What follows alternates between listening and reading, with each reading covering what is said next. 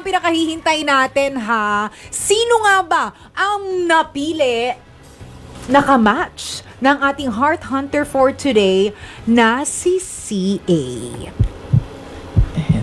Sino kaya ang desisyon? Si Cupid number 1 or si Cupid number 2?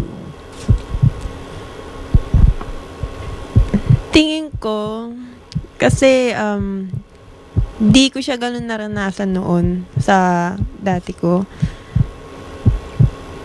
I think si Cupid number 2 na lang. Cupid number 2!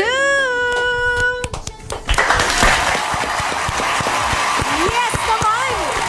Yes na yes! Number 2! Congratulations sa'yo. Pero ano muna ang masasabi ni Cupid number 1? Ayun. Joke lang. Ano? Umiyak, pinaiyak mo! Biro lang at tawag dito, kung ano, sige, tingin ko mag-work naman kayo. Kasi sabi mo nga, kailangan, gusto mo maranasan yung mga hindi mo naranasan. Baka sa pagkakataon na ito, si paring Dave na yung magpaparanas na mga gusto mong maranasan. Tsaka mo ang mabait tsaka sincere naman tong isang to eh. So ikaw hindi ka mukhang ganon?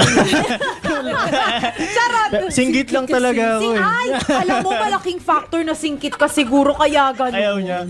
Oo, charot lang. Pero nako, kung hindi ka man na-match today, malay mo, balik-balik lang dito. Baka ma-match ka, diba? Sa susunod na araw. Oo nga pala, magbabalik ako. Balik ka. Oo, makubusan ng pag-asa.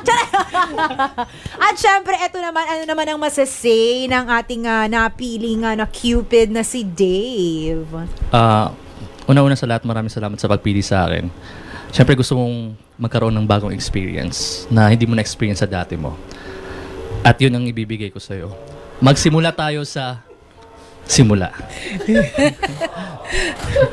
Huwag kang mag-alala. Itong pinapakita ko sa'yo ngayon, hindi lang pwedeng salita lang dahil papakita ko to sa gawa. Yun lang. Sa isip, sa salita, at sa gawa. Ay, ang taray naman talaga. Oo.